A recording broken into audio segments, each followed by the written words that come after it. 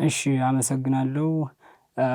ከደብረ ማርቆስ ዩኒቨርሲቲ በዲግሪ ተመርቄ ከወጣሁ በኋላ ቀጥታ የመጣሁት ወደ አዲስ አበባ ነው። እና አዲስ አበባ እንደመጣሁ ብዙም የማውቀው ሰው የለም።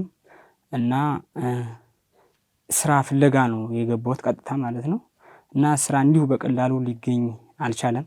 ለዛ ለጊዜውም ቢሆን የሚሰራ ስራ ማፈላለግ ጀመርኩ። እንደዛ ስጠይቅ ይሄ መሸከም ምናምን ሾላ የሚባል እዛ ወደ መገናኛ አካባቢ ከሱ እሸከም ነበር። የሆነ ሰዎቹ በርበሬ ሲገዙ ሽሮ ምናምን ሲገዙ እሱን እየተሸከሙ ወደ መኪናቸው እናስገባለን፣ ወደ ተለያዩ ቤታቸው እናደርሳለን። እና ለዛ 30 ብር 20 ብር 100 ብር ይሰጡን ነበር። እና ያችን ልክ አዲስ አበባ እንድቆይ አደረገችኝ። ከዛ በዛውም ሰፈር ከተጠገቡባቸው ሰዎች እየተዋወቅኩ ስመጣም በዛው አካባቢ ልጆቹን ማስጠናት እንደምችል ነገርኳቸው። አንዳንዶቹ እንዳስጠና ፈቀዱልኝ። እና በዛም አዲስ አበባን ኑሮ ሰርቫይቭ ማድረግ ጀመርኩ። ከዛ በዚሁ አጋጣሚ ስራውን ሁሌ ማስታወቂያ ሲወጣ እከታተላለሁ፣ አስገባለሁ። ማስታወቂያም እከታተላለሁና ዶክመንቶችን አስገባለሁ በተለያዩ መስሪያ ቤቶች። ከዛም በተጨማሪ ደግሞ ይሄ በርገር ቤት ገባሁ። የምሽት ስራ ማታ ማታ እቃ ማጠብ ነው።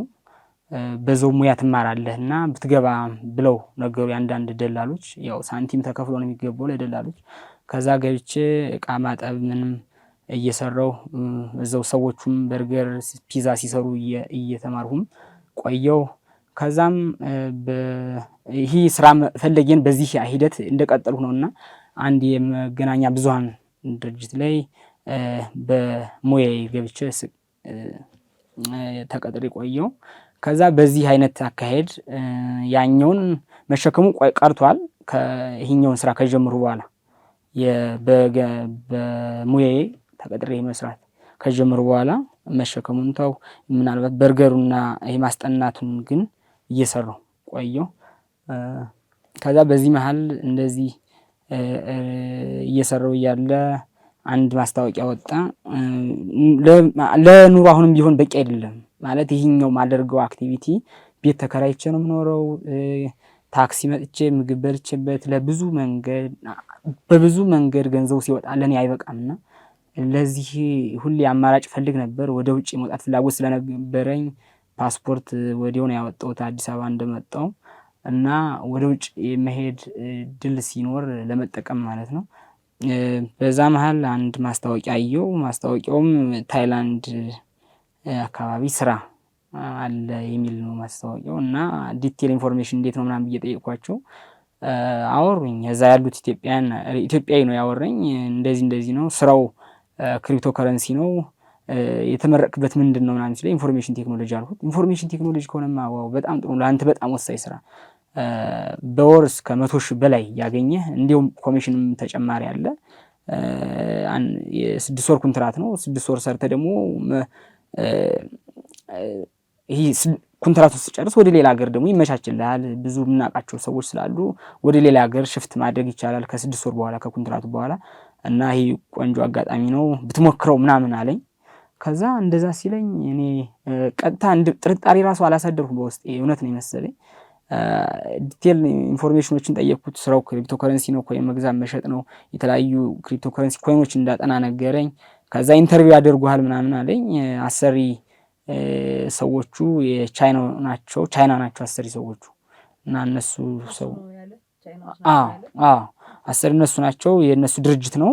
እና ኢንተርቪው ያደርጉሃል ምናምን አለኝ። ኢንተርቪው አደረገኝ አንድ ሰውዬ በኦንላይን ማለት ነው። እዛ ኢንተርቪው 2 ቀን ነው ኢንተርቪው የተደረኩት። በቪዲዮ ዋትስአፕ በድምጽ ነው፣ ቪዲዮ ኮል ነው ኢንተርቪው የሚደረገው። እና ያን ኢንተርቪው አለፉ ሁለቱንም። ከዛ በጣም ጥሩ ምናምን ተባለ። እኔም ይሄኛውን እዚህ ጋር በጣም ማለት ጥሩ እድል ነው የመሰለኝ። ታይላንድ ደግሞ ሰርች አደረኩ። ታይላንድ በጣም ጥሩ ሀገር፣ መካከለኛ እድገት ያላት ብዬ ገመትኩ። ጉግልም ሰርች አደረኩ። ሰዎቹም ጥሩ ናቸው፣ አኗኗራቸውም ህይወትም ጥሩ ነው። እንዲያውም ይህን ስራ ሄጄ ስገባ ቢያንስ በቀን 8 ሰዓት 10 ሰዓት ቢሆን ስራው 8 ሰዓት ነው ምናምን አልኩት። ከ8 ሰዓት እስከ 10 ሰዓት ምናምን አለኝ። ኦኬ እንደዛ ከሆነ ተጨማሪ ስራም የመስራት ልምዱም ስላለኝ ተጨማሪ ደግሞ እንደዚህ አሁን በርገር ቤት ስሰራ የነበረ ጊዜ ሼፍነት ተምሬያለሁ፣ በርገር ፒዛ መስራት እና እዛ ደግሞ በዚች ተጨማሪ ሙያ አንዳንድ ነገሮችን ብሰራ 2 ስራ እየሰራሁ ራሴን መለወጥ እችላለሁ ማለት ነው። ከዛ እሱ እንዳለውም ወደ ውጭ ሀገርም ወደ ሌሎች ሀገሮች ሽፍት ማድረግ እችላለሁ ምናምን ብዬ በውስጥ የተስፋ አሳደርኩ። እንዲሁም ብዙ ጊዜ ውጭ ሰዎቹ እንሄዳለን ሲሉ ማውራት አይወዱም። ምክንያቱም በሆነ ጊዜ ይቋረጣል ወይም ይቀራል። ለዛ ለሰው ማውራት ወይም መናገር አልፈለኩም። ብዙ ሰዎች ከስራ ባልደረቦችም ሆነ የቅርብ ዘመዶች መናገር ይችል ነበር። ግን ብዙ ጊዜ ስንናገር ወይም ሰው ሲናገር የዛ በፊት የሰማሁት ልምድ ሄዳለሁ ብሎ ቀረ የሚባል አይነት አስተሳሰብ ስላለ እኔ ሄጄ ሰርፕራይዝ ነው ማድረግ የፈለኩት። እኔ እዚህ ሲሄድ ራሴን ለውጭ ቤተሰቦችን ለመጥቀም ስመለስም ያው ለሀገሬ ለወገኔም መልካም ነገር ለማድረግ ነው። በበጎነት አላማ ነው ተነስቼ ይዤ የተነሳሁት እና ለዛ ላለመናገር ፈለኩ ለሰዎች። ምክንያቱም ሰርፕራይዝም እንደማድረግ ነው የፈለኩት እኔ ማለት በአንድ ተሳክቶልኝ ከሄዱ ደስ ይለኛል ብዬ እዛ በዚህ አይነት መልኩ ነው ይሄድ ነው ወደ ታይላንድ። ኢንተርቪው ጥያቄ ስምህ ማን ነው የመጀመሪያው። ከዛ ደግሞ አካባቢና ኑሮ የት ነው፣ ስንት የቤተሰብ አባላት አለ፣ የተመረቅበት የትምህርት ዘርፍ ምንድነው፣ ሙያህ ምንድነው፣ የምትሰራው ምንድነው፣ እዚህ የምትመጣው አላማህ ምንድነው። እዛ አላማውን ቀድሞ ኢትዮጵያዊ አበሻው ገንዘብ ለመስራት ነው ማለት ሰርቼ ለመለወጥ ነው ብለህ ንገረው ብሎኛል ኢትዮጵያዊ። እቺኛዋ ጥያቄ አትቀርም አለኝ። እዚህ መጥታ አላማህ ምንድነው ብሎ ሲጠይቅ እሱ መጥቼ ሰርቼ ጠንክሬ ሰርቼ ራሴን ለመለወጥ ገንዘብ ለመስራት ነው፣ ራሴን ለማሻሻል ነው ብለህ መልስ ስላለኝ እሷን መልስ መለስ። ከዛ ያው እንደዚህ አይነት ነገሮች ናቸው። እና ደግሞ ክሪፕቶ ከረንሲ ነው ስራው ምንድነው ክሪፕቶ ከረንሲ ነው ምናምን ብሎ ድርጅቱ እዚህ ታይላንድ ያለ አንድ ድርጅት ነው ምናምን እያሉ እነዚህ አይነት ናቸው ጥያቄዎቹ። እሱኛውን ግልጽ አድርጎ ነው የነገረኝ። ወደዛኛው ጥያቄ እንዳንሄድ በጣም ነው አቅበው የሚነግሩን። በነገራችን ላይ ኢትዮጵያ አበሾች እዛ ደላሎቹ እኛ ወደ ሳሳተ መንገድ ሄደን እንዳንቀርባቸው ብዙ መንገዶችን ባጭር ነው የሚነግሩን፣ ያስረዱናል በግልጽ። ከሱ መጥቼ ምነው መሰረው ሲለው ራሱን አበሻውን ክሪፕቶ ከረንሲ ነው በጣም ቀላል፣ አንተ አሁን ኦልሬዲ ማንበብ መጻፍ ከቻል በጣም ቀላል ነው እና ይሄን ያህል የሚያስጨንቅ ነገር የለም፣ እኛ እየሰራን ነው እዚህና ምንም የሚያሳስብ ነገር የለም። ድርጅቱ አንድ የቻይና ድርጅት ነው እና ኑሮ በቃ እንደ ዩኒቨርሲቲ በለው እዚህ ይሄው 3-4 5 6 ነው የምኖረው ብሎ እዚህ ባንድ ክፍል ውስጥ አሳዩኝ። አንድ ቀን ቪዲዮ ኮል ደውለው 5-6 ነው አየኋቸው ምናምን። ቤቱም ሳይው ጥሩ ነው፣ ሰላማዊ ህይወት ነው የሚኖሩት እነሱ። እኔ እኛን ለመሳብ የሚደረግ ጥረት ይሆን አይዶን ነው። እኔ ሄጄ ግን ያን አላገኘሁም እና እንደዛ እንዳልጠይቀው ይሄኛውን መልስ ሲነግረኝ ብዙም የመጠየቅ ፍላጎቴም አልጨመረም። ስለ ጉግል ማድረግም አላሳሰበኝም። ስለ ክሪፕቶ ከረንሲ ግን ከዛ በፊት ማውቀው ነገር የለም። አነባለኝ ስለ ክሪፕቶ ከረንሲ አነበው፣ ብዙ ኮይኖችን እንዳነብ አደረገኝ። ክሪፕቶ ከረንሲ የሚገርም ያው ስራው እኮ ክሪፕቶ ከረንሲ አይደለም ከሄዱ በኋላ ኤኒዌይ ግን ክሪፕቶ ከረንሲ ነው አንብ ያለኝ። አንዳንድ ሌሎች ጓደኞችን ግን ለምሳሌ እኔ አይቲ ነኝ ስላልኩት ነው ክሪፕቶ ከረንሲ ያለኝ። አንድ እኔን ጓደኛ ደግሞ ያሉት የፋይናንስ ባለሙያ ነኝ ሲላቸው በቃ የሆነ ሱፐር ማርኬት ነው በቃ አንተ ተቆጣጣሪ ነው የምትሆነው ለሱፐር ማርኬቱ፣ ስራው ቀላል ነው ምናምን ነው ያሉት። እና በተለያየ ሙያ የተለያየ መልስ ነው የሚሰጧቸው ሰዎቹ እህ ብለው እንዲቀበሉ ማለት ነው። እና ይሄ እነሱ እኛ ምን ሄድበት መንገድ ነው የሚጥሩ። እንደየ ሰው እንትን ይለያያል። የኔ በ100 ሺህ ብር የሚያልቅ ፕሮሰስ ነው የኔው። ብዙም ይሄን ያህል ወጪ አልፈጅብኝም እና ከዛ ያው ኦልሞስት እስከ 150 ሺህ 200 ሺህ ይደርሳል። እርግጥ በአጠቃላይ ከዚህ ደርሶ እስከ ትኬቱ የሆቴል ሪዘርቬሽኑ ነገሮች ሁሉ ከዚህ ስቴጅ ወደ ውጭ ሲባል ያው ልብስ ይገዛል፣ ብዙ ነገሮች ጫማ ብቻም የተወሰነ ሻል ብሎ መሄድ መሳቤ ስላለ እነዛ ነገሮች ስለሚደርሱ ያው ሂሳቡ ከፍ ሊል ይችላል። ማንም ያግዘኝ የለም ሂደቶችን ሂደቶችና ሁኔታዎችን ራሴ ነበር ማድረገው። ምክንያቱም ይሄ ቀላል ነው። እነሱ ትኬት ማንም ያገዘኝ የለም ራሴ ነኝ ሁሉንም ያደረኩት። ኤጀንት እነሱ ወዛ ኢትዮጵያን አበሾች ኤጀንታቸው እዛው ነው። አሁን ለምሳሌ አንድ ኢትዮጵያዊ ዜጋ ነኝ አይደል እዛ ከሄድኩ ከዛ ከቻይናው ጋር ወይ ይነጋገርና አንድ ቢመጣ ማስታወቂያ በቴሌግራም ሆነ በተለያዩ ማስታወቂያ ይለጥፋል ያ ኢትዮጵያዊ ሰው። ከዛ የሆነ ሰው ሲያገኝ ኢንተርቪው አድርግልኝ ብሎ ይነግረዋል ቻይናው። ከዛ ይኸው ምንም ቀላል ነው። ቻይና ኢንተርቪው አድርግልኝ ሲለው ኢንተርቪው ያደርገዋል። ከዛ ትኬት የሚቆርጥበትን መንገድ ከአዲስ አበባ ባንኮክ የሆቴል ሪዘርቬሽን ምናምን አንዳንድ ነገሮች ይነግረውና በግሉም እንዲቆርጥለት ይደረጋል። አንዳንድ ሰዎች አልቆርጥ የሚሉት ሰዎች ደግሞ ብር የለኝም ላሉት ደግሞ ራሱ ካምፓኒው እንዲቆርጥ ያደርጋሉ። እዛ ነው እነዛ ልክ ቆርጦ ትኬቱን እዛ ሄዶ ሲደርስላቸው ሰውየው እነሱ $2000 $3000 ይቀበላሉ ኢትዮጵያን አበሾች ማለት ነው። ለዛ ቀጥታ ባንኮክ እዚህ አዲስ አበባ ባንኮክ ደረሱ። ከባንኮክ ቀጥታ ቪዲዮ እዚህ አዲስ አበባ አየር መንገድ ላይ ያለው እንትን ላክልኝ አለኝ ፎቶ በስንነጋገርበትና ኢንተርቪው በተደረገው በዋትስአፕ ፎቶ ላክልኝ ሲለኝ ፎቶ ላኩለት። ከዛ ቀጥታ በመደርስበት ሰዓት ነው መውጫ በሩ ጋር የጠበቁኝ። አይ ቲንክ ታይላንዳዊ ይመስለኛል ሰውየው።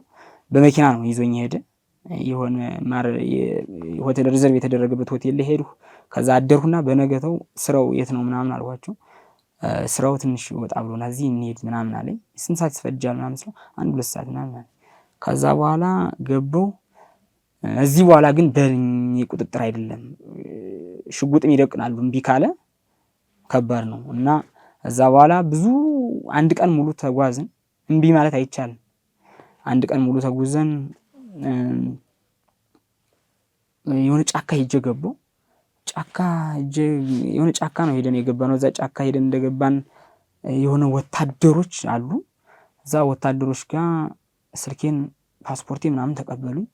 ኦኬ አሁን የመጣሁት በቃ ኤኒዌይ ከግማሹ ቀን ላይ በቃ ራሴን እንዳጣሁ ነው የተሰማኝ። ምክንያቱም እኔ በማልችለውና በማልቆጣጠር ሂደትና ሁኔታ እንደዛ ሲወስዱኝ፣ ስለዚህ አሁን እኔ እንደሸጡኝ ገበኝ ማለት ሰውየው ይሄ ኢትዮጵያዊው አልሸጠህም ብሎ ነበረ። አልሸጠህም የሚል ቃል ያ አሁን እንደሸጠኝ ታወቀኝ እና ያ ልጁም ኢትዮጵያ አበሻውም ስደውልለት እንዴ ወደ እኔ እኮ ነው እየመጣ ያለ እኔ ያለሁ እዚህ ሆነኝና ይለኛል። እኔ ስላለሁ እኔ የምትመጣበት ነው። እሺ ጊዜው ራቀብኝ ቦታው 2 ሰዓት ምናምን 3 ሰዓት አይደል እንዴ ያላችሁ ምናምን ስለው አይ ኖ አዙሪት መንገድ ስለወሰደህ ነው እንጂ ቦታው የው ነው ምናምን ይለኛል እና ያግባበኛል። ከዛ ሂጄ እዛ ሰዎቹን ካገኙ በኋላ ወታደሮች ምናምን ለወታደርነት ነው ያመጡ ብያሰው። ከዛ ገባነ ወታደሮችን አልፈን ደግሞ የሆነ ግቢ ስንገባ በጣም በአጥር የተከለለ ግቢ ነው። በጣም ብዙ ፎቆች አሉ የተሰሩ ቤቶች።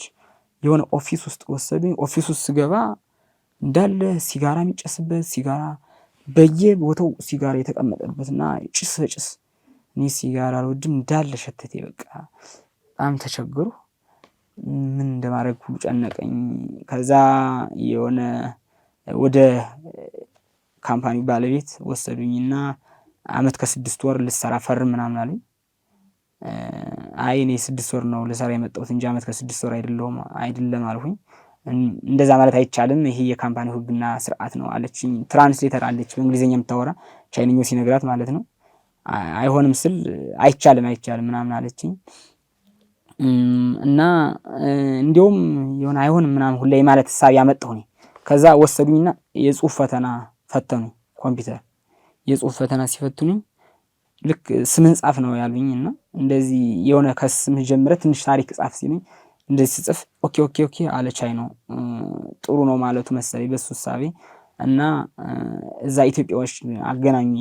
ኢትዮጵያ እዛ የሚሰሩት ብዙ ኢትዮጵያን አየሁ የሚሰሩ እዛ እነሱ ጋር አገናኙና ሁሉም ነገር እምቢ ማለት አይቻልም። እሺ በል ይመቱሃል፣ እምቢ ካልክ ይመቱሃል ምናምን አለ።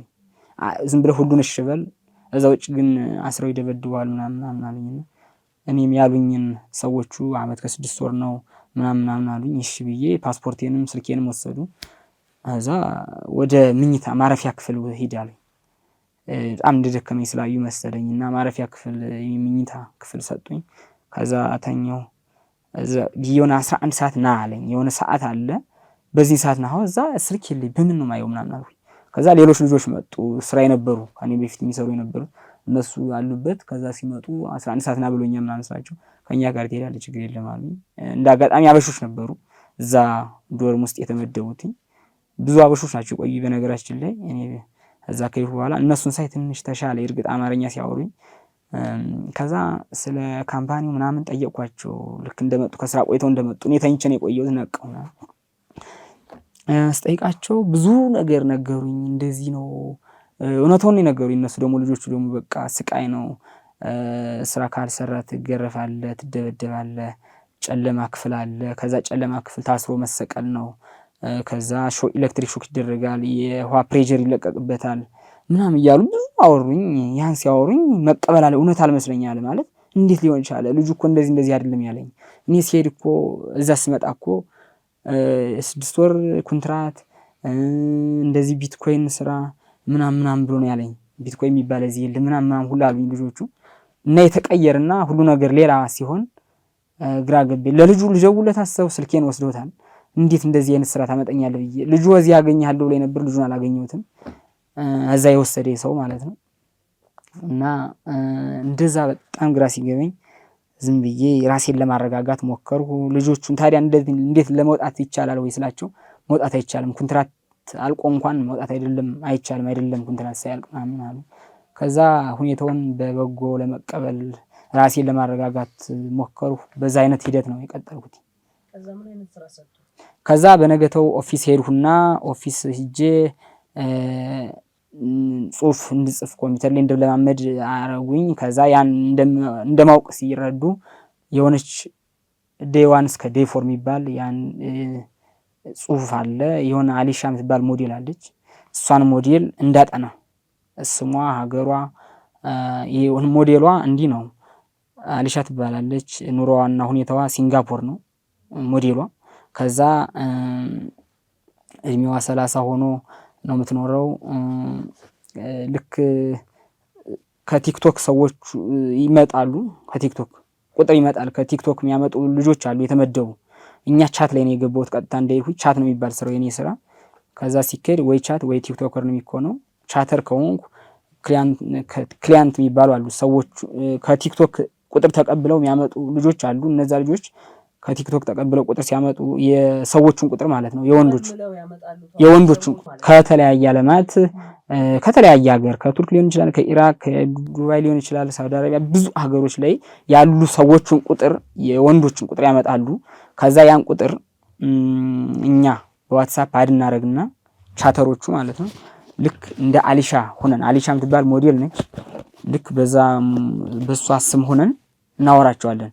ሃይ እንዴት ነህ? እኔ አሊሻ እባላለሁ።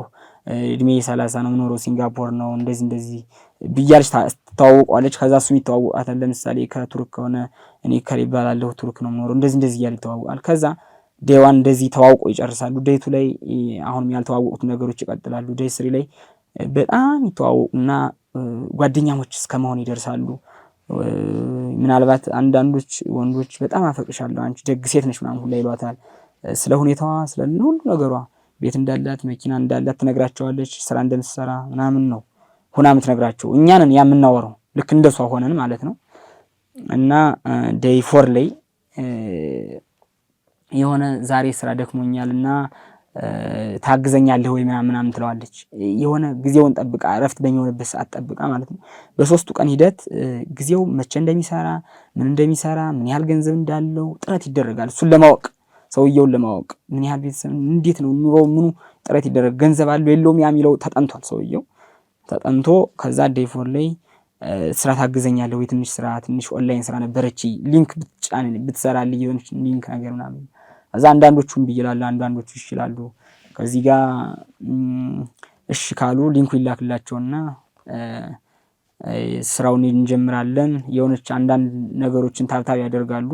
ከዛ በኋላ ስላገዝከኝ ተብሎ $30-40 ይሰጠዋል። ያ ሰውዬ ስላገዝከኝ ምናምን ብላ $30-40 ትሰጠዋለች። እኛ እንደዛ ስንሰጠው እንዴ አንቺ በጣም ደግ ሴት ነሽ እንዴ ትንሽ ላገዝኩሽ ለዚህን ያህል ገንዘብ ሰጠሽ ምናምን ብሎ ያመሰግናል። ችግር የለም ወደፊት አብረን እንሰራለን። እኔ እንኳን ይሄን ቤቴን የሰራሁት መኪናን የገዛሁት ውድ መኪና ጥሩ ቤት የሰራው ከዚህ ስራ ተነስቼ ነው ምናምን ትለዋለች። እናንተ መስራት ከፈለክ ከኔ ጋር መቀጠል ትችላለህ፣ እንደዚህ እንሰራለን፣ ችግር የለም ምናምን፣ እንዲሁም በቅርብ ወደ ሀገራችሁ ስለምመጣ እንገናኛለን ምናምን ትለዋለች። አረ እንዲሁም እኔ ልመጣ እችላለሁ ምናምን ይላል እሱ ራሱ። እንደዛ እያለ እንትናቸው ይጨምራል፣ ግንኙነታቸው ሰዎቹ ትስስራቸው በጣም ይጨምርና በነገተው ሰውየው እንዲህ አሊሻ ያቺ ስራ የለችሽም እንዲህ ይላል በራሱ። አንዳንዶቹ በራሳቸው እንደዛ ይላሉ።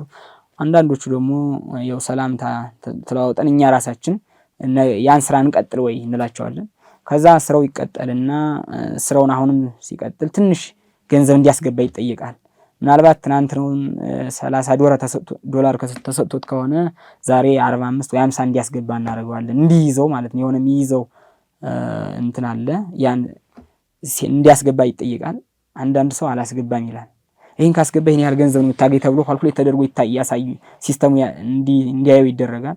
እዛ እዚህ ላይ የተሻለ ሰው እንዲነግረው ይደረጋል። የተሻለ ሰው እንዲህ ነው እንዲህን ብትሰራ እንደዚህ ያርገኛል ገንዘብ ታገኛለህ፣ $50 ብታስገባ ምናልባት 150 ታገኛለህ እያልን እናስረዳዋለን። አንዳንዶች ይችላሉ፣ አንዳንዶች እምቢ ይላሉ። ሲያስገቡ ከዛ ቀጥሎ ሌላ እንዲያስገባ ይጠይቃል። አንዳንዶቹ አይጠይቁም። ከዛ 250 ወደ $150 $250 ይሰጠዋል። ልክ ያን ያህል 150 ትርፍ ሲኖረው ደስ ይለዋል ሰውየው። ይህ ስራ በጣም ቆንጆ ነው ምናምን ይላል። ከዛ በነገተው ይመጣል። በነገተው ደግሞ መጥቶ ስራ እንዲጀምር ይደረጋል።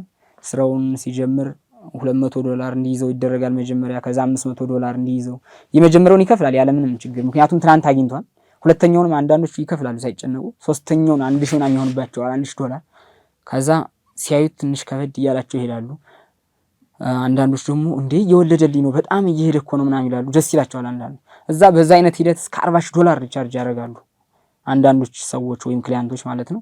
አንዳንዶቹ ደግሞ ገና 1000 ብር ሪቻርጅ እንዳደረጉ ይሄማ ብር የለኝም ምናምን ይላሉ። አንዳንዶቹ ደግሞ አይ ውሸት ነው ይላሉ። በዚህ መንገድ ግማሾች ነቅተው ይቀራሉ፣ ግማሾች ደግሞ እንትን ይላሉ። እዚህ ጋር የኛ ሂደት በጣም ልክ ብር ሪቻርጅ ካደረገ እኛ ቻት ያደረግነው ሰው ሪቻርጅ ካደረገ ገንዘብ ከቅጣቱ እንግዲህ ማመልጥበት መንገድ ይሄ ነው ማለት ነው። አዎ ይህን ሪቻርጅ ማስደረግ ያልቻሉ ሰዎች የሆነ ጊዜ ገደብ አለ። በ2 ሳምንት ወይም በወር ይህን ያህል ገንዘብ አንድ ሰው እንዲያስገባ። ለምሳሌ እኔ ቻተር ከሆኑ በወር $5000 ይጣልብኝ ነበር። ይሄ እንደ ምሳሌ ነው። በወር $5000 ከተጣለብኝ ያን $5000 በወር እንደማንም ብዬ አውርቼ ማስገባት አለብኝ። ያን ብር ካላስገባው ግን የሚጠብቀኝ ቅጣት በጣም ብዙ ነው። የቀን ቅጣትም አለ።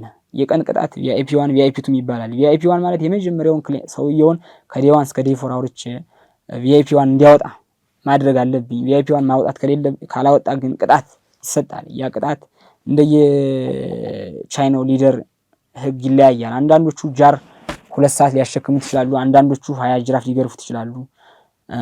አንዳንዶቹ 2 ኤሌክትሪክ ሾክ ወይ 5 ኤሌክትሪክ ሾክ፣ እንደዚህ በብዙ አይነት መልኩ ነው። የተለያየ ቅጣት ነው።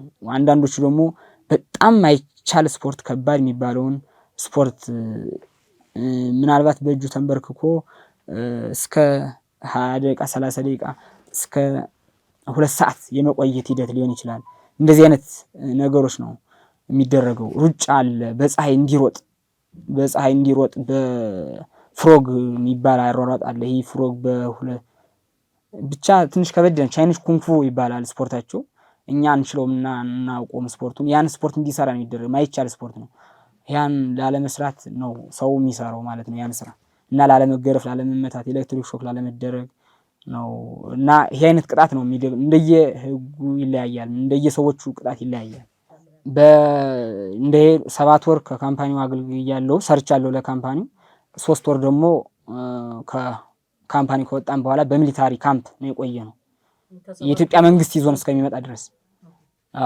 እና በ7ቱ የስራ ሂደቱ በ6 እና በ7ቱ የስራ ሂደት ውስጥ እኔ እንዳጋጣሚ መቼም ትንሽ ኖሁም የተወሰነ ኮምፒውተር ነገር ስለነበረኝ እና ብዙ ቅጣት አልደረሰብኝም። ማለት ኦቨርታይም የ2 ሰዓት ምናምን ጭማሪ 1 ሰዓት 2 ሰዓት ተጨምሮብኝ ያውቃል ኦቨርታይም። ከእንደገና ደግሞ ይሄ ቁጭ ብድግ የሚባለው ስፖርት አለ። እሱንም ስፖርት ሰርተን እናውቃለን። እንደ ግሩፕ ካልተመጣ እንደ ግሩፕ የሚቀጡ ቅጣቶች ደግሞ አሉ። በእያንዳንዱ 8 እና 9 ሰዎች አሉ። ከ8 እና 9 ሰዎች በወር ለምሳሌ 40 ሺህ እነዛ ሰዎች 40 ሺህ ማስገባት ካለባቸው አንዱ ሰው ወይ ሁለቱ ሰው ብቻ የተወሰነ ገንዘብ ሰርቶ ሌሎች ካልሰሩ እንደ ግሩፕ ይቀጣል። ያ ቅጣት ሁሉ ደርሶብኝ ያውቃል። ያ ቅጣት ግን የግሩፑ ቅጣት እንደ ግለሰብ አይከብድም። የግሩፑ ምናልባት ኦቨርታይም መግባት ሊሆን ይችላል። አንዱ ወር ሙሉውን 17 ሰዓት መስራት ያለ እረፍት ሊሆን ይችላል።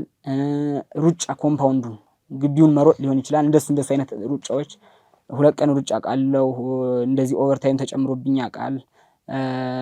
ይሄ ግርፋት የሚባለው ግን ትንሽም ስሰራ ስለነበር እንደው ፈጣሪ ረድቶኝ ሁሌ ስራውን ከዛ እዛ እንደገባሁ ሆኔ ያደረኩት ጥረት ምንድነው ገንዘብ ለመስራት ሳይሆን አሁን የመጣሁት አንድ አስቸጋሪ ቦታ ስለሆነ ራሴን ጠብቄ እንዴት መውጣት እችላለሁ የሚለውን ራሴ አሰብኩ። ሌሎቹን ከዚህ በፊት የነበሩትን ሰዎች ጠየቁ።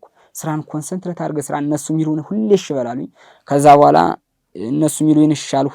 ስራውን ኮንሰንትሬት ሆኜ ክሊያንቶቹ ሚሴጅ ሲልኩ ተሎ መመለስ፣ ከዛም ማውራት በደንብ እንደዚህ እያረኩ ስራውን በደንብ ለመግባባት ሞከሩ። ስለሞከሩ የሆነ ቻይናውም ጥረቴን አየ መሰለኝ ቻይናው ሊደር እና ማበረታታት ጀመረ። እኔን እንደ ድል ሆኖ ነው። ሌሎቹን ይመታል፣ ሁሌ ይገርፋል። በጣም ነው የሚያሰቃያቸው። ግን እኔን ያልፈኝ ነበር። አይመተኝም፣ አይገርፈኝም። ጥረት ማድረግ ነበር። ትንሽ ሰራ ነበር እና ለዛ ብዙ ቅጣቶች እኔ ጋር አልደረሱም። ግን ጓደኞቼ ኤሌክትሪክ ሾክም ሆነዋል። ወደ ዳርክሩም ተሰደዋል። 3-4 ቀን እንደዚህ ተሰቅለው ሰንብተዋል። ብዙ ቅጣት ደርሶባቸዋል። 3 ጃር 4 ጃር ለምሳሌ አንዱን ጃር እዚህ ጋር አንዱን ጃር እዚህ ጋር ጃር ሚንስ 20 ሊትሩ ጀርካ ማለት ነው። እና ደግሞ አንዱ እንደዚህ ሆኖ 3 ጃሮችን ተሸክሞ ያየሁት ልጅ አለ። 3-4ቱ ነው ዝም ብለው በወንበር የደበደቡት እዛው ኦፊስ ላይ ያሰቃዩት ልጅ አይቻለሁ። ልጆቹ ልብሳቸውን አውልቀው 20 ጅራፍ ሲገርፏቸው አይቻለሁ። እና ተልጦ ሰውነታቸውና ቆዳቸው ተልጦ መግረፊያ ጅራፉ በኤሌክትሪክ ገመድ የተገመደ በ3 ዙር የተገመደ በጣም ሲነካ ቆዳን የሚያቃጥል ነው። ያ ትንሽ ሲነካ ቆዳን ይምጣልና ብዙ ልጆች በቪዲዮ ሁሉ አይታችሁት ሊሆን ይችላል። ፎቶም ተልኳልና ወደ ኢትዮጵያም እና እንደዚህ ሲደረጉ ግን አይቻለሁ በእኔ። ሴቶችም ነበሩ፣ አይበዙም እንደ ወንዶች። የሴቶችም እኩል ነው፣ እንደ ወንዶች ነው የሚቀጡት። እኩል ተመሳሳይ ቅጣት ነው የሚሰጡት። በጣም ተመሳሳይ ከኛ ጋር ቻት ነው የሚያደርጉት ሴቶቹ። ግን ማይችሉ ከሆነ ደግሞ በጣም ማይችሉ ተደብድበው ተገርፈው ከዛ ቲክቶክ ላይ ክሊያንቶችን መሳብ ትንሽ ቀለል ይላል መሰለኝ ስራው። ወደዛኛው አይነት ስራ የሚሰዷቸው አሉ። ያኛውን ከሰዎቹ ከክሊያንቶቹ ክሊያንት ማለት ወንዶችን ቁጥር ተቀብሎ ማምጣት ከተለያዩ ሀገሮች ማለት ነው። ቲክቶክ ላይ የእሷን ፎቶ የሞዴሏን ፎቶ እየለቀቁ ከዛ ቲክቶክ ላይ ሰዎቹ ሲያዩ የእሷን ፎቶ ያለሻን ፎቶ ሲያዩ ስልክ ልቀበል ምናምን ትላቸዋለች ማለት ነው። ከዛ በዛ አይነት አካሄድ ብለው ለኛ ይሰጣሉ። እሷኛዋ ትንሽ ቀለል ትላለች መሰለኝ። ወደ እሷ አይነት ስራ ያስገቧቸዋል ማለት ነው። ምግብ ሩዝ ቀቅለው ሁሌ ይሰጡናል። በውሃ ነው ሩዝ የሚቀቀለው። ከዛ ያው ችክን እያሉ ያመጡታል። እኔ አይዶን ነው ችክን አይመስለኝም። ግን ያው ዝም ብለህ ትበላለህ። ያው ሲጥመን አንዳንድ ቀን እንበላለን፣ አንዳንድ ቀን ሩዝ እንደረቁ እንበላለን። ምግብ እንደዚህ ሰርቫይቭ አድርገን የቆየ ነው። ልብስ ጫማ አይሰጥም። ምግብ ግን የመኖር ሁኔታም ስለሆነ ምግብ ውሃና መጠጥ ይሰጡን ነበረ። የሚጠጣ ውሃና ምግብ። ሩዝ ነው ሁሌ የምንበላው። እኔ እንኳን እዚህ በኋላ እንደዚህ ወደ ውጭ የመውጣት ፍላጎትም ብዙም የለኝም። ምክንያቱም አይቼዋለሁ ምን አይነት ሂደትና ሁኔታ እንደደረሰብኝ እና የመውጣት ፍላጎት የለኝም። እና ሌሎችም ቢሆን የመውጣት ፍላጎትና ሀሳብ ያላቸው ሰዎች ይሄ ኤዥያ ታይላንድ የሚባል በፍጹም መሄድ እንኳን አይገባም። ምክንያቱም እዛ አፍነው ነው የሚወስዱት። ወደዛኛው ወደ ማይናማር፣ ላኦስ ምናምን የሚባሉት ቦታዎች ነው አፍነው የሚወስዱት እና ወደዛኛው ሌሎቹም እንዳይሄዱ ነው ማሳሰብ የምፈልገው። ኦኬ ይሄኛው እንደ ሁለተኛ ልደት የሚለው በጣም ትክክል ነው። ከዛ ስቃይ እውነት እኛ የምድር ሲኦል ነው በአይናችን ያየነው። የሰው ልጅ በዚህ በ21ኛው ክፍለ ዘመን እንደ ባሪያ እየተመታ መስራት እየተመታ ይኸውም የምቱ አይነትና የቅጣት ሁኔታ በጣም በከበደ በአሰቃቂ ሁኔታ ኢሰብአዊ በሆነ መልኩ በዛ አይነት ኑሮ ሰውን ማሰራት ያን ማየት ለኔ ያን ሆኖ መገኘትም ለኔ በጣም ከባድ ነበር እና ለዛ ሁላችንም ለመውጣት እናስባለን። ለመውጣት አይቻልም ይሉናል ሁሌ። ከዛ እዚህ የወጣንበት ግን ሁለተኛው የልደት ቀናችን ነው ብለን እናስብ ነበረ እና እንደዚህ በቀላሉ ምን ወጣ ሁሉ አልመሰለም ነበር። ጨልሞብን የሚቀር ወይም ደግሞ እስከምንራጅ እዛው መንቆይ ነው የመሰለን። ብዙዎች ከዛ የአካል ጉዳትም የደረሰባቸው ልጆች አሉ። እንደነሱ የአካል ጉዳትም ሳይደርስ መውጣት በጣም ትልቅ ስኬት ነው እዛ ጋር እና ይሄ እውነት ነው። እንደ ሁለተኛ የልደት ቀናችን አድርገን ነው የምናከብረው ከዛ የወጣንበትን ቀን እና ይሄ በስራና ክህሎት መንግስት በሚልከው እሱኛው በጣም ቆንጆ ይመስለኛል። ወደፊትም ብሞክር በሱኛው መንገድ ልሞክር እችላለሁ እኔ። ስለዚህ በግል በተለያዩ ኤጀንቶች ህጋዊ መስለው ግን ህጋዊ ያልሆኑ ብዙ ኤጀንቶች ስላሉ እሱ ጋር ጥንቃቄ ማድረግ ያስፈልጋል ማለት ነው። እሱኛው ፕሮሰስ ነው በጣም የፈጀብን ጊዜ እና ሄደ። ምክንያቱም እኛ እዛ ጋር ጫካ በረሃ ላይ ያለነው የት እንዳለን አይታወቁም ነበረ። ምን ያህል ዜጎች እንዳለንም አይታወቁም ነበር። እሱን ሂደት መንግስትና መንግስታዊ ያልሆኑ ብዙ ድርጅቶች ተባብረው ነው ወደ ኢትዮጵያ እንድንመጣ ያደረጉን። የኢትዮጵያ መንግስት ከዚህ ፓስፖርት ለሌላቸው ልጆች ጊዜያዊ ፓስፖርት አሰርቶ ነው እዛ ማይናማር እስከ ቦታው መጥቶ ማለት ነው። ቦታው ማይዲ ይባላል። እኛ መንግስት መጥቶ ጊዜያዊ ፓስፖርት ሰጥቶ ያመጣን ቦታ ማይዲ ይባላል። የነበርንበት ግን ኳይኩዊት የሚባል የማይናማር ጫካ በረሃ ነው። እዛ ቦታ መጀመሪያ ስራ ቦታ 6-7 ወር እንደሰራን ይሄ ኢትዮጵያ፣ ህንድ፣ ታይላንድ፣ ቻይና እና አንድ ስሪላንካ እንዲሁም አንድ 6 የሚሆኑ ሀገሮች የጋራ ጋዜጣዊ መግለጫ አውጥተው ነበረ። ከዚህ በተደረገ የወላጆች ኮሚቴ ድጋፍ የተለያዩ ሚዲያዎች ጉትጎታ እና በተለያዩ ዓለም አቀፍ ዘገባዎች ቢቢሲ ብዙ ዘገባዎች ሲዘግቡ ነበር እና እነዛ ዘገባዎች እና ተጽዕኖ ፈጥረው እኛ ከካምፕ እንድንወጣ ተደርገናል። ከካምፕ ያውም መጀመሪያ ያደረገው መጀመሪያ ግማሽ ሰው ላከ ካምፓኒው ማለት ነው ልቀቅ ሲባል እነዚያ የመንግስት ተጽዕኖ ከፈጠሩበት በኋላ ግማሽ የሚያህሉን ህዝብ ለቀቀ።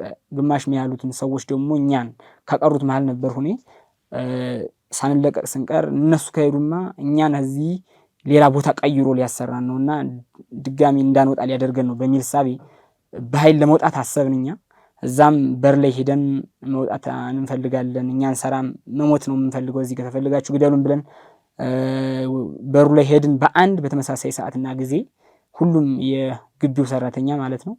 ከዛ ሚሊታሪዎች ነው ሁሌም ያግዟቸው የነበረ የሚደበድቡት፣ የሚያስሩት፣ የሚገርፉት እነሱ ናቸውና እነሱ ደግሞ ታይላንድ እንደዚህ በዚህ አይነት መንገድ በእኔ አድርጎ ሰዎቹ እየመጡ ወደ እናንተ የኔን የቱሪዝም እንቅስቃሴም እየቀነሰብኝ ነውና ልቀቁ ሚል እንትን ሰጥታቸዋለች ማሳስ መግለጫና ያ ስለያዛቸው እኛን በጉልበት አፍኖ ወዘው ወይም ገድሎ ማሰራት አልፈለጉም። ምክንያቱም ይታወቅባቸዋል እና ኤሌክትሪክ፣ መብራት፣ ውሃ የሰጠቻቸው ታይላንድ ነው ለነዛ ወታደራዊ ኃይሎች ማለት ነው። ዲኬቢ እና ቢጂኤፍ የሚባሉ ቡድኖች አሉ። የመንግስታዊ ወታደሮች ናቸው ማለት ወታደራዊ ኃይሎች ናቸው። ከመንግስት ጋር ንክኪ የላቸውም። ራሳቸውን ችለው የሚኖሩ ወታደራዊ ኃይሎች ናቸውና ልክ እኛ የነበርነው ዲኬቢ ላይ ነውና ዲኬቢ ፎርስ ደግሞ እኛን እዛ እንድንቀር አላደረገም። ማለት ይሄ ምን ወጣለን ብለን ስንወጣ በር ላይ ተጽዕኖ ፈጥሮ ወደ ስራ እንድንመለስ አላደረገም። ምክንያቱም እንደነገርኳችሁ ነው ታይላንድ ማሳሰቢያ ሰጥታለች። መብራት ውሃ ስለቆረጠችባቸው ምንለቀው መብራትና ውሃ ይህን ሰዎቹን በእኔ ስም የገቡትን በታይላንድ አድርገው የገቡት ዜጎቹን ስትለቁ ነው ስላለቻቸው እነዛ ውል ስላለ ያን ውል ለመፈጸም ስለሚፈልጉ እኛን በጉልበት ለማሰራት አልቻሉም ማለት ነው። ይህኛው ስለያዛቸው ለዛ ወጥተን ከነሱ ሚሊታሪ ካምፕ ላይ ገባን። 2 ወር እዛ ቆየን። እዛው ቦታ ያው 1 ኪሎ ሜትር ወይ 2 ኪሎ ሜትር ይሆናል ርቀቱ ክንሰራበት ከነበረው ማለት ነው። 1-2 ወር መንግስት ደርሶልን እስከምንመጣ ለመምጣት እስከምናደርገው ጥረት ድረስ ከዛ 2 ወር ቆየን። በአዳራሽ ነው የምንኖር የነበረው። ከዛ ከ2 ወር በኋላ በጉልበት እንደዚህ ሆነን እስከመቼ ነው እኛ በእግራችንም ቢሆን ወንዝ አሻግረን እንሄዳለን ብለን ወጣን ከ2 ወር በኋላ። ከዛ የዲኬቢ የሚባለው ወታደራዊ ኃይል ወደ ማዮዲ የሚባል አንድ ቢግ ሲቲ የራሳቸው የዲኬቢ ፎርስ ያለበት ሀገር ቢግ ሲቲ ማዮዲ የሚባል እሱ ጋር መጣን። ከማዮዲ 1 ወር ቆየን። በማዮዲ ሂደት ውስጥ መንግስት ከማይናማር የኢሚግሬሽን ጉዳዮች ጋር ተነጋግሮ ከነዛ ዲኬ ፎርስ የሚባሉትን ጋር ቢጂኤፍ ዲኬ ከሚባሉት ጋር ንግግር አድርጎ ነው ጊዜያዊ ፓስፖርት ተሰርቶልን ኢትዮጵያ ልንመጣ የቻልነው ማለት ነው። ቁጥራቸውን በውል አላውቅም። ምክንያቱም በቀን 40፣ 50፣ 90 ሰዎች ነው አየር መንገድ ላይ የሚመጡት። አየር መንገዱም የተስማማው ሊያመጣቸው የተስማማው እዚህ የወላጅ ኮሚቴዎች ተጽዕኖ የሚያደርጉ በጣም ደግ ሰዎች አሉ። እነሱ ጋር እንዲሁም ከመንግስት ጋር የአየር መንገዱ በትብብር ነው የኛ የታይላንድ የንጂኦ ድርጅቶች እነሱ በብዙ ትብብር ነው ወደዚህ የመጣ ነው እና ከነሱ ጋር ንግግር ስላለ በየቀኑ 40፣ 50 ስለሚመጣ ምን ያህል እንደሆነ ቁጥሩን በውል አላውቅም። ግን የተወሰኑ አሉ። ለምሳሌ እኔ ከነበርኩበት አንድ ከ80 አካባቢ በላይ የሆነ አይ ቲንክ ከሌሎችም እንደዚሁ 100፣ 200 የሚሆኑ አሉ ማለት ነው እና ቁጥራቸውን በውል አላውቅም። አዎ የተለያዩ ሀገር ዜጎች ናቸው። ኢትዮጵያ አበሾችን ነው ያልኩት በቁጥር ደረጃ ግን እና መንግስት ያመጣቸዋል ብዬ ተስፋ አደርጋለሁ በቅርቡ። የውጭ ጉዳይ ሚኒስቴርም ከወላጆች ኮሚቴ ጋር እዚህ የሄዱባቸው ወላጆች ማለት ነው ወላጆች ያሏቸው ልጆች አሉ እዚህ እና እነሱ ጋር እየተነጋገርን ነው። ሁሉንም እኛ እንደመጣ ነው እነዛንም ለማምጣት እየተደረገ ነው ጥረት እና እነሱ እንዲመጡ በዚሁ አጋጣሚ ማሳሰብ እፈልጋለሁ። ምክንያቱም ያ ቦታ አሰቃቂ ነው። ሽንት ቤት ለመውጣት እንኳን አስቸጋሪ ነው። አንድ ሽንት ቤት ነው ለህዝብ። ያ ሽንት ቤት አንድ ሰው ተጠቅሞ እስከሚወጣ ብዙ መጠበቅ አለ። ምግቡ አይመችም፣ ህመም አለ፣ ህክምና የለም፣ ብዙ ነገሮች ነው እና ሰው በኢሰብአዊ አኗኗር ስለሚኖር እዛ ጋር ቦታ መምጣት አለባቸው ብዬ አሳስባለሁ።